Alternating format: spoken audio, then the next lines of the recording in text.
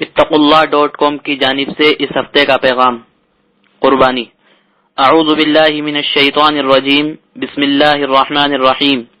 قد افلح من تزکا وذکر اسم ربہ فصلی۔ محترم سامعین حضرات، پچھلے ہفتے قربانی کے متعلق بیان کیا گیا تھا، اور قربانی ماہ ذی الحجہ کی 10ویں تاریخ سے 12ویں تاریخ کی شام تک کی جاتی ہے، جس کے متعلق حدیث میں ہے کہ ہر قوم کی ایک عید ہوتی ہے، اور یہ 10ویں ذی الحجہ ہماری عید ہے۔ اس سے معلوم ہوا کہ قربانی کا دن ہمارے لیے صرف عبادت ہی کا دن نہیں بلکہ خوشی کا بھی دن ہے۔ اس سے پہلے کہ ہم ان کے متعلق کچھ عرض کریں، ایک اہم بات عرض کرتے ہیں کہ اللہ تعالیٰ نے ہر عمل کے متعلق کچھ احکامات و ہدایات نازل فرمائی ہیں، چاہے وہ عمل عبادت سے تعلق رکھتا ہو یا انسانی ضرورت سے یا رنج و خوشی سے۔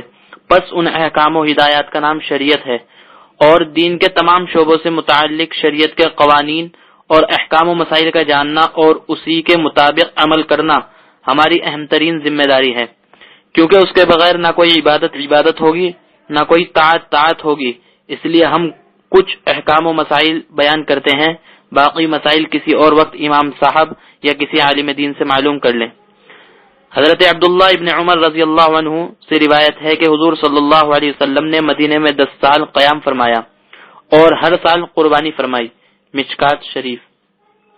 حضور صلی اللہ علیہ وسلم کے پابندی سے قربانی کرنے اور اس کے لیے تاکید فرمانے کی وجہ سے حضرت امام ابو حنیفہ رحمۃ اللہ علیہ نے اہل وسعت پر قربانی کو واجب کہا ہے، اور کہا ہے کہ صاحب نصاب پر قربانی واجب ہے۔ بات یہ ہے کہ واجب کا درجہ فرض کے قریب ہے، بلکہ عمل میں فرض کے برابر ہے۔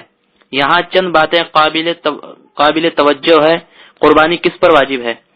جس شخص پر زکوٰۃ فرض ہو، یا جس کے پاس 52.5 تولہ چاندی یا اس کی قیمت ہو، یا اتنی قیمت کا مال تجارت ہو، یا ضرورت سے زیادہ گھریلو سامان فرنیچر وغیرہ پڑا ہوا ہو، تو اس شخص پر قربانی واجب ہے۔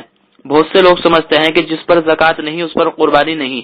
یہ بات بالکل غلط ہے، بلکہ زکوٰۃ تو اس وقت فرض ہوتی ہے جب نصاب پر 12 ماہ گزر جائیں، اور قربانی واجب ہونے کے لیے اس مال پر سال بھر کا گزرنا شرط نہیں، بلکہ قربانی کے دنوں میں اتنے مال کا ہونا یا کہیں سے اتنے مال کا آ جانا، بس یہ شرط ہے۔ اور یاد رہے کہ اگر کسی گھر میں باپ، بیٹے اور بیٹیوں کی ماں ہر ایک کی ملکیت میں اتنا مال ہے جس پر قربانی واجب ہوتی ہے، تو ہر ایک پر علیحدہ قربانی واجب ہوگی، اور عورتوں کے پاس عام طور پر اتنا زیور ہوتا ہے جس پر قربانی واجب ہو جاتی ہے۔ حضرت علی رضی اللہ عنہ کا ارشاد ہے کہ حضور صلی اللہ علیہ وسلم نے ہمیں حکم دیا کہ قربانی کے جانور کے آنکھ کان خوب اچھی طرح دیکھ لے، اور ایسے جانور کی قربانی نہ کرے جن کا کان چیرا ہوا ہو یا کان میں سوراخ ہو۔ میرے دوستو، چونکہ قربانی کا جانور بارگاہ خداوندی میں پیش کیا جاتا ہے، اس لیے اس کا ہر عیب سے پاک ہونا اور صحیح سالم ہونا ضروری ہے، اور خوب عمدہ موٹا تازہ ہونا بہتر ہے۔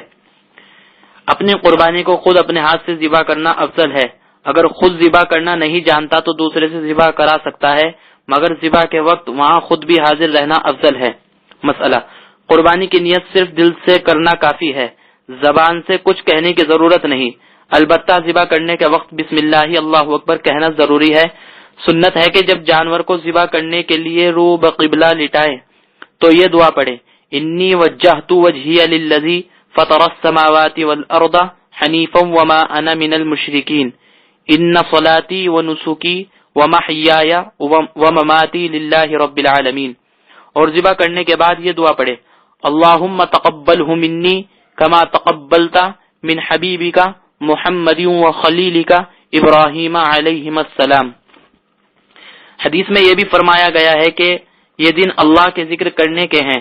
آج کل لوگوں نے کھانے پینے کو تو یاد رکھا، لیکن اللہ کا ذکر جو عید کی روح ہے اس سے غافل رہتے ہیں، اور افسوس کی بات ہے کہ اس زمانے کے مسلمان ذکر کی طرف تو کیا متوجہ ہوتے، بلکہ عید کے دن خوب اچھی طرح گناہ کرتے ہیں۔ اس دن سنیما دیکھنا تو بہت سے لوگوں نے اپنے ذمہ گویا فرض کر رکھا ہے۔ عید کی خوشی کو سنیما دیکھنے کے ناپاک عمل سے مٹی میں ملا دیتے ہیں۔ کپڑے بناتے ہیں تو اس میں حرام حلال کا خیال نہیں رکھتے۔ مرد ٹخنوں سے نیچے کپڑے پہنتے ہیں، عورتیں لڑکیاں باریک اور ٹائٹ کپڑے پہنتی ہیں، اور بہت سے لوگ خوب اچھی طرح شیونگ کرا کر انگریزی بال بنا کر نماز عید کے لیے آتے ہیں۔ اے مسلمانوں، جو عید سراپا طاعت و فرما برداری کا مظاہرہ کرنے کے لیے تھی اسے گناہوں سے ملوث کر دیا تو وہ عید کہاں رہی؟ عید تو اسلامی چیز ہے، اس دن ہر کام خصوصیت کے ساتھ اچھا اور نیک ہونا چاہیے۔ اس دن گناہوں سے بچنے کا خاص اہتمام کیا جائے اور طبیعت کو آمادہ کیا جائے کہ آئندہ بھی گناہ نہ کریں۔ مومن کی زندگی گناہوں والی زندگی نہیں ہوتی۔ سامعین حضرات، اس وقت موقع نہیں کہ مکمل مسائل بیان کریں۔ آپ حضرات سے گزارش ہے کہ آپ عید و قربانی کے متعلق احکام و مسائل کو جانیں اور ان کے مطابق عمل کریں۔